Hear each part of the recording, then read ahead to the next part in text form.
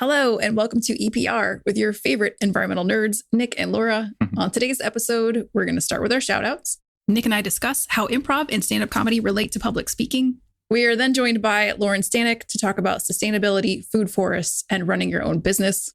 Nic was super excited about getting her name right before we started talking to her, and then immediately was just like, right away. Oh, it hurts. So stay tuned for that. And be sure to subscribe, rate, and review before you leave us today. Hit that music.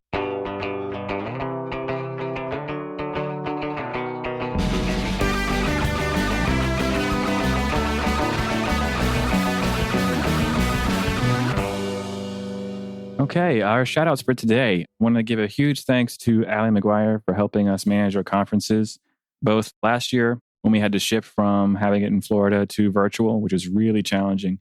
And she helped support us all the way through that. And she's helping us this year as well. So thank you, Allie, so much for your time and effort. Allie. It's super great. We couldn't do it without you. So thank you. I also want to give a shout out to Carrie Kelly, longtime TBA member. That's not her name. Her name's not Carrie Kelly Longtime, is it? No, she's a longtime member of TBAP and a longtime friend of mine. Right. So I want to give a shout out to Carrie Kelly, who is a longtime member of TBAEP, and she's a senior ecologist, vice president at Flatwoods Consulting Group. She just got promoted to being to vice president, which is super great. So congrats to Carrie. That's awesome. Yay. Like I say, we love doing these little shout outs for you guys. So please be sure to give us your promotions, new jobs or professional awards that you have. So go to the EPR website, environmentalprofessionalsradio.com, and let us know. Again, I know we've said it a few times already, but please don't forget to go register for the NAEP Conference on May 17th through the 20th. It's a really, really good time. It's going to be there's going to be a lot of really good information coming out about it. So please do go check out naep.org and register today. Stop begging, Nic. You know what? No, I will not stop begging. I will never do that. Guys, go. It's going to be fun. Nic is on his knees. Please come to the conference. There are opportunities for everyone who's just starting their career to seasoned fellows and whatnot. So something there for everybody. There really are. So please do check it out. It should be really fun this year. So if you could, and like you said, Laura, it's virtual, so no excuses. So if you would like to sponsor a future episode, head over to environmentalprofessionalsradio.com and check out our sponsor form for details.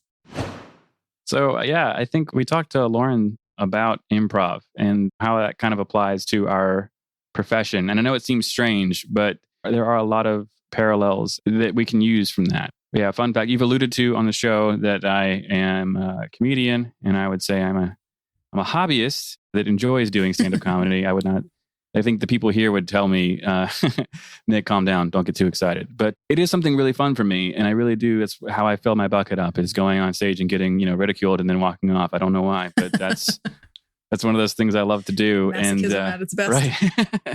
It's just, it's something about it is a challenge, and it's a lot of fun to do. And it's a lot of, planning and interesting things that go into it. But it really does apply. Like the reason I even wanted to do it, besides the fact that I like making people laugh, right? That's number one. But I just wanted to find a way to practice public speaking. And I couldn't think of anything harder than that. And you can do it on a consistent basis. You can do it in different ways and in front of very different audiences. And all of that matters. And so it kind of allows you to, it gives you flexibility. You have to learn how to roll with punches. And, sometimes I'll challenge myself to come up with a way to introduce myself in a new and different way so that I can kind of use that as a tool for learning for when I have to give professional presentations. And it's honestly helped me be just a little bit more comfortable, right? If you can go on stage and tell a joke and have no one laugh at you and then get back on stage, you can do anything. So, that's one of those things that it's a different way of using a hobby to kind of help support what you do it as a career. But it's pretty powerful. I know you've had some experience with some of that, right? Not really. No? I took an improv class once. I remember Ruth Eckerd Hall in Florida has comedy and acting classes, and they had an improv thing. And I think I went or signed up. I think I went to one and never returned. So definitely not. Yeah. A lot of my friends were in drama. I did have one friend who was a comedian. We went to watch him do the stand-up. So I can visualize you there at the open mic night, just hoping that somebody will laugh. Yeah. And oh man, I don't know if anyone listening has not ever been that or done that. It is brutal. It's like watching a train wreck in slow motion. Yeah, but before we get too far down, I've also made lots of people laugh, to be fair.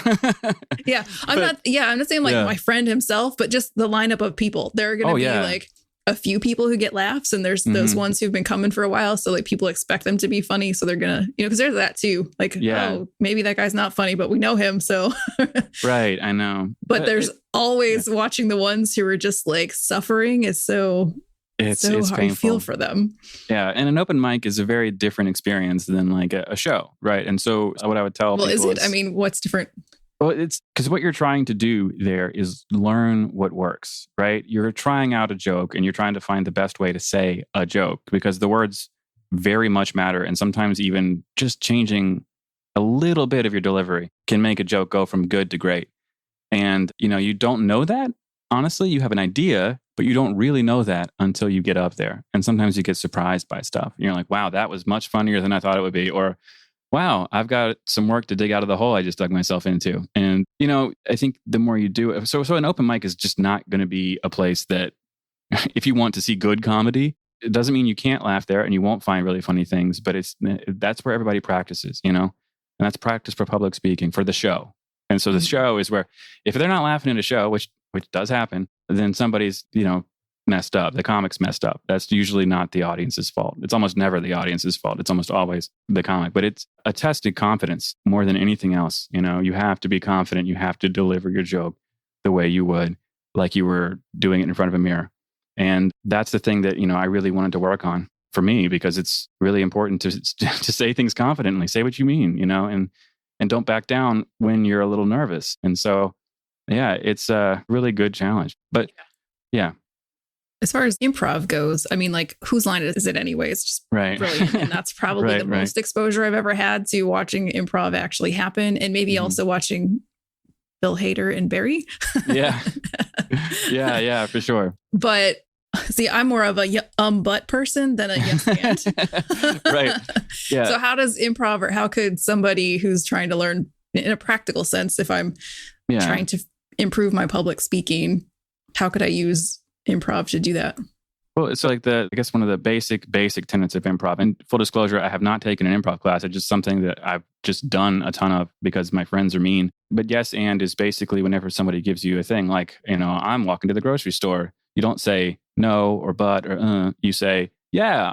And these dumbbells we're carrying really is kind of foolish, and so these should be grocery bags instead, or whatever it is, you just want to keep the conversation going. The other person. Exactly. So you're basically continuing a conversation instead of shutting it down. And I think a lot of the time when we're hearing things or we're surprised by stuff in general, we have a tendency to kind of try to move away from it as quickly as possible. But then you're not listening and you're not actually hearing what the other person is saying. So you really have to pay attention to, who you're talking to, what they're talking about, and the people in the room. You have to pay attention to the quote unquote audience so that you understand how best to address the situation, and sometimes you'll say some really great stuff. You'll get some really good detail out of there, but it's going to be, it's going to be a challenge too. So being prepared to prepare, you guess basically it's being prepared for the unpredictable. And so you can never be totally prepared, but if you at least have some tips and tools on how to do that, it's going to serve you well in just about any meeting that you have to run. Probably the closest thing that I have practiced to that is table topics and Toastmasters meetings. Yeah. We did actually have a guest who came to our meeting, Toby Martini. He's actually an improv guy. And I think he makes a living doing improv stuff. And he was just awesome. The one thing I really remember is he would say when he was starting a meeting, he would let his breath out, suck it in, push out his chest. And it was like the Superman thing, like, all right, here we go. Here we go. And no apologies. This is how it is. And he was a very confident speaker. So what else aside from maybe table topics at Toastmasters could someone do? So, I think that's a great suggestion, because what you're looking for are safe spaces, right? You want to be able to do something and say something and make mistakes and it not be overwhelming and terrifying, right? And so I think those are probably the best examples. You can do those two things. They're great ways for you to practice in front of people that you don't know. And sometimes that's actually easier to do than it is in front of people you do know. But it gives you that confidence when you're going back into a meeting. And I think, even taking an improv class, I know one of my engineer friends did the same exact thing. He did, he's like, I'm mortified, of stand-up. I don't want anything to do with it, but I took this course because I wanted to get better at just talking to people, right? And having conversations that go in different directions. And so even doing something like that is, again, those are very safe spaces most of the time. And you're not going to be knocked for not doing well. They don't expect you to be an expert. And so they're supportive, kind, and, that kind of thing goes a long way and is pretty easy to do. So that's awesome. my big one. Yeah. Cool. Well, all right. Get out there and start practicing talking off the cuff, and let's turn this over and start talking to Lauren Staniec. Super excited to have her here. Let's get started. Okay, we are here today with Lauren Staniec, who runs Rehabitat, a design and project management WBE certified business in Syracuse that combines her love of interior design, project management, and sustainability. Lauren, thank you for being with us. Yeah, thanks so much for having me. Yeah, so tell us a little bit about yourself. Like, what drew you to sustainability and starting up this business? So my sustainability journey actually began in my undergraduate career at RIT, which is the Rochester Institute of Technology. I was enrolled in interior design studies, and it was towards the beginning, actually, we were on trimesters. So it was the beginning of my sophomore year that I was invited to participate in an independent study, which has the focus on sustainability in general in the built environment. And it was kind of a crash course in what sustainability was. That's the very beginning, at least at that point in time, it was the beginning of the U.S. Green Building Council and their initiatives. And things were really starting to take foothold professionally, I would say, in the world of interior architecture and sustainability. So I got involved at that point in time. And one of the very first things that we did as part of this independent study was read a 3-page article from the New York Times, which I still cannot find. I have searched for it everywhere. Online, everywhere, and I cannot find it. And it was the thing that made the light bulb turn on for me. Basically, it was all about the idea of Native Americans and the principles of the 7 generations. And it was in reading that it all just made sense. And I thought, oh my gosh, I have to dedicate myself to this. And that's where it all started. That's incredible. And sustainability is one of those things that's easy to define and hard to implement. So what do you see as the biggest obstacles to implementing that across business, and how you combat that? Sure. So for me, I have never met an owner that was not interested in sustainability in general. Everyone conceptually really agrees with the ideas and the principles. There's never a doubt about that. What ends up happening is that as we start to discuss project budgets, that's where I tend to see the idea of it fall off. And it's not just because they haven't planned for it at the onset, especially as we're dealing with existing buildings. Things just cost more. There's found conditions. There's things that we just come across that are just total unknowns. And so that's when you start to see the sacrifice in some of the sustainability measures. I mean, you might have this really great idea to do a mechanical system that's, super efficient. And unfortunately, it just costs more because it's so much of the construction cost, for example. So a lot of it tends to get mixed with the actual costs of things. Be damned, payback. Yeah. And do you see that changing? Is sustainability becoming more and more, profitable? I'll say that I think that sustainability is becoming 100% more affordable. I think that there is a huge amount of products in the marketplace now that, as we think of it, as it relates to not just interior design, but also the building systems that we start to implement, I think that there's enough competition in the marketplace now that it allows us to get really good quality products for a lower cost than what we were probably originally seeing. So yeah, I think that it's becoming more and more common. I think the other huge benefit is that as building codes have kind of inched along and gotten a little bit closer to some of the LEED standards and become more aggressive, the budgets definitely have to account for the cost of certain things in a way that maybe they didn't have to previously. Yeah, that's great. And yeah, it's incredible. And one of the things I noticed just looking through your resume too, you've someone who started your own business and you've run it successfully for years. So do you have any advice for anyone else that's either starting out or really how to keep things going? Sure. You just have to do it. It's a good theme. Yeah, you just have to do it. I had thought about starting a company for years, probably 10 or more years before I ever actually did. And I was always waiting for the right time. And I think that there's something to be said for that. Right. The reality is that my right time came from a really difficult situation, meaning it was going to be less difficult for me to be out on my own and figuring it out than the situation that I was in. So for me, that was the right time. And I think that just doing it, and then the next part of that is to say, but make sure that you have the appropriate contacts in place. So if you're ever going to go out on your own, like, you definitely want to have a good accountant. You definitely want to have a good lawyer. Yeah. And, make sure that you've got like some guardrails in place, right? Like if you were bowling, like you bowl with the bumpers, like you're going to hurl yourself down this alleyway, but like, make sure, make sure that there's some parameters that help make sure that you're successful in that endeavor. Yeah. And so I'm guessing you wouldn't have it any other way now. Looking back, would you change anything about how you did it? Absolutely not. I find what I do to be so inspiring. I love that I can help a huge variety of people. I love to meet new people on a regular basis. And I think one of the biggest, most satisfying things about running my business is that I find that throughout the course of a project, like, I end up having clients that are friends. Like, that's the biggest thing for me, is that I get to walk away and I'm like, yeah, okay, like that went pretty well. And, I got a friend out of it. This is great. Yeah, that's awesome. Honestly, it should be the ultimate goal for everybody, right? Like, it's when you work with people you genuinely care about, you can't fake that. Right. And so that's great to hear. And so you also have a podcast yourself. Is that right? I do. Yeah. It's relatively new. It's called Subject to Change. And we focus on this very evolving conversation approach to sustainability. So what we attempt to do is have guests on that are from all aspects of sustainability, whether it is, health and wellness, whether it's the built environment. We actually just had a gentleman by the name of Kenyon Black on from Upward Bound, which is a federal program that has first generation. Basically, it's an application process to get involved in this kind of extracurricular group through the Syracuse City School District. Well, ours, the city of Syracuse.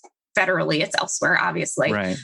And they're all going to be first generation college students in some capacity. So it's all kind of the training ground to make sure that they're prepared to go off and succeed in college. The program starts in 8th grade and obviously goes through the completion of their high school careers and ultimately college. And it was probably one of the most uplifting interviews that I have had ever. I mean, he's my new personal hero. He is so passionate about what he does. And the program is so amazing. I mean, he's got people, he's been doing it for 11 years and he still maintains relationships with students from 11 years ago. I think it's so cool.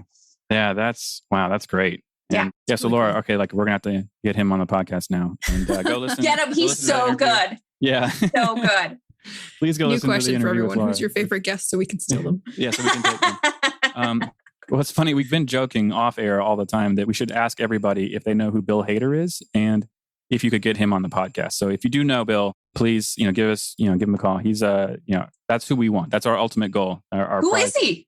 He's an actor, SNL. I will say that one of our other most interesting interviews was with a guy that does improv for a living. And it's so cool to see how improv actually ticks back to sustainability. Yeah. Concept wise, it's kind of this idea of rolling with the punches, always going for the positive, you take the positive thing and you project it forward. It was really cool to see how it can all tie together. We got 3 episodes out of him too. Yeah. If you want that guy, I can give you his name as well. Yes. That's perfect. Well, that would be overload because Nic is also a comedian. So we will just have a romping good time with that. That's great. Yeah. And it's funny you mentioned that though. There really are. I love when things like that line up, right? There's so much that, you can take from different avenues and different, artistic outlets and apply it to what you do, which is a sneaky, great transition to my next question for you. You have, food for us, right? And I definitely didn't have to look that up before we started the thing, but maybe you can explain what it is and what got you into it. Sure. So when I first moved into the suburbs and had land, I did not want to follow the course of what most people would do as far as their landscape was concerned. I challenged myself to do two specific things. One is to have my property certified as a natural wildlife habitat, which I was able to do. And the second was to have probably about 95% of all of my landscaping be edible. And so one of the ways that I went about doing this is I didn't want to have like standard gardens, things that constantly had to be like watered and kind of cared for. I wanted to have the sense of a very natural landscape. And so as I was going through and learning and reading more and more about the science and study of permaculture, I came across this even kind of more kind of organized but still wild looking approach, which is called a food forest. And so it's this whole hierarchy of different types of plantings that work together. So you start with something like a fruit or a nut tree as kind of the anchor point of it. And then you go to smaller fruit producing trees around it, followed by fruit or nut producing bushes. And then you get into things like annuals or perennials or a mixture of the two of different types of plantings around it. And so it creates this really kind of robust ecosystem where all of the vegetables and fruit and nuts and everything, they all work together. You're also supposed to like sneak some vines up in there so you can like grow grapes up the trees. It's pretty cool. It can get really dense and you can get a ton of food production on a really small lot of land. And because of natural shading aspects and everything, like you don't have excessive water that needs to be used as well. So it's super energy and water efficient. Right. And I don't want to say it takes care of itself, but it seems like the work isn't nearly as much as you would think. Is that Correct. Right? Correct. Once you get it kind of established, I mean, everybody knows when you first plant things for, about the first season. I mean, obviously you're watering and making sure that they take. But after that, it's very minimal hands-on. Like you just have to go out and basically harvest and that's it. Unlike gardens, for example, because the weeds actually become, the more you study, weeds are actually very local, many times, often, if not edible, at least medicinal, components of our ecosystem. So they're actually kind of encouraged in a lot of respects. Wow. Yeah. Yeah. I think the neatest thing about it is like the layers. Like there's just like, they could say there's a full on forest. When you say that, that's what it means. And that kind of blew me away. So it's really incredible that you found that. Yeah. Yeah. It was a lot of fun to put together. Part. Yeah. That part was good too. Yeah. Oh gosh. So you got a favorite food that comes out of your forest. There's got to be something. Oh, my puffball mushrooms. Puffball mushrooms. Wow. And so what is the puffball mushroom? Is that puffball mushroom is literally like a mushroom that gets to be like the size of one of the little like kid soccer balls. Oh my God. Yeah. And they're awesome. So you can eat them. You can pop them into stir fry. Obviously, I make a great mushroom miso soup with them. There's all kinds of things you can go on if you just search like puffball mushroom recipes. Right. It's just, you're not at a shortage. Right. And so now it's my most important question for you. So when the apocalypse happens, can we stay with you? Is that okay? Yes. Yes, absolutely. It's on record. You heard it, Laura. She said it. So. Oh yeah. Well, I live here near her, so we're going to do some puffball appetizers, something soon. Next Green Drinks, which Lauren and I met through. Was it through Green Drinks or was it? I think it was because we were talking about starting NAEP New York Syracuse chapter, and then we connected because you were on the Green Drinks. So you've been doing that a really long time. I've lost track of how long I've been doing it. The pandemic has made it really hard. We've only done a couple of online sessions. I think for my group, for me and my group, I'll say, I don't want to speak for the others. I think that it's so much more valuable to meet in person. So I'm waiting. I think people maybe didn't mind the break. And now I think people are getting really antsy to get back to it because I get asked literally every single week about when do we start? And I'm like, when are we vaccinated? I don't know. Yeah, I know. But yeah, that's always a hard part is just trying to balance that now, especially. But you're right. And so I don't know. So your team, like obviously they're different and some of them are going to want to stay home. Some of them aren't. Do you have an idea how to balance that and manage when things do get back to normal, quote unquote? I know that there's a lot of times when I'm personally more impactful by working from home.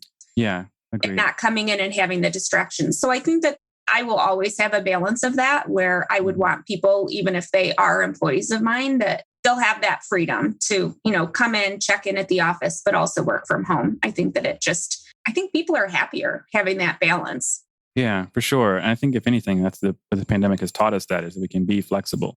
And, just because things change doesn't mean we have to go back to the way things were either. So, yeah, you also mentioned a story about a phone call that came through during your master's thesis. Is that right? Yeah. So tell us about that. Sure. So this was a funny, but frightening moment in my opinion. I did my master's thesis, ages ago at this point.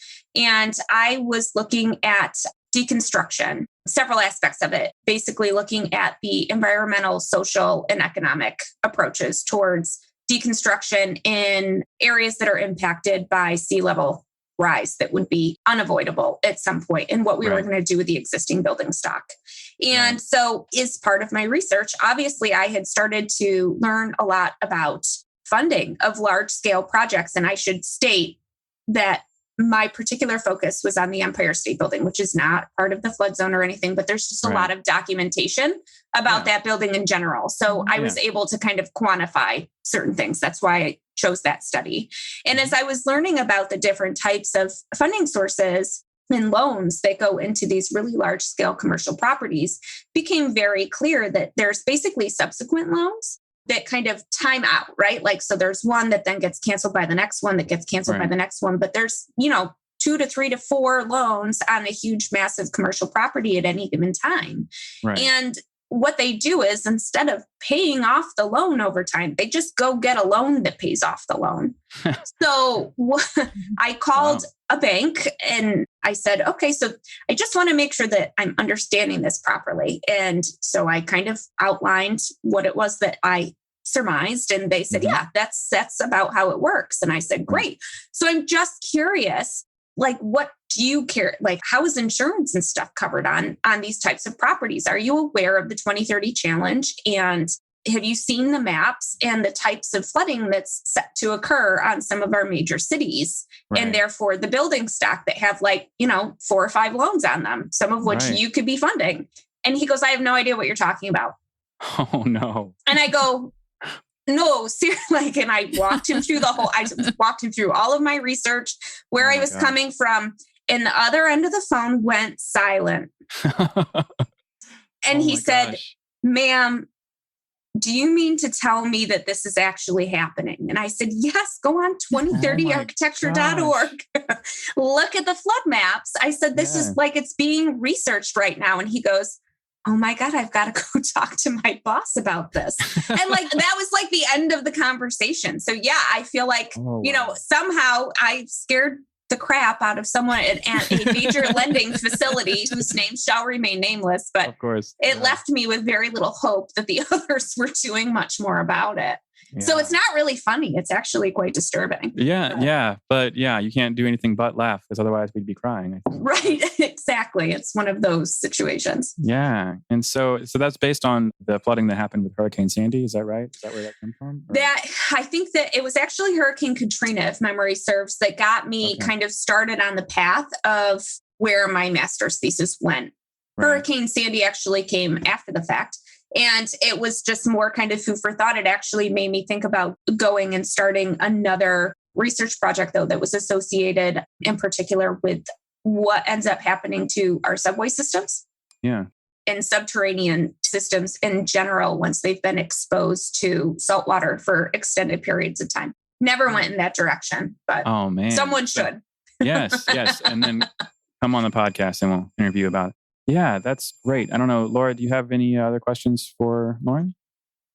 I think if I were to ask any question, it would just be, how would somebody who's interested in doing the type of work that you do get started? Because, sustainability is, we know what it is, but like you just pointed out, a lot of people don't. And I know that I, as a career coach, get a lot of people coming to me saying, I want to get into sustainability, but they don't even know what they're really asking for, And if someone is an architecture track or is just looking to do something with green buildings, for early on in their career, what do you suggest that they start doing?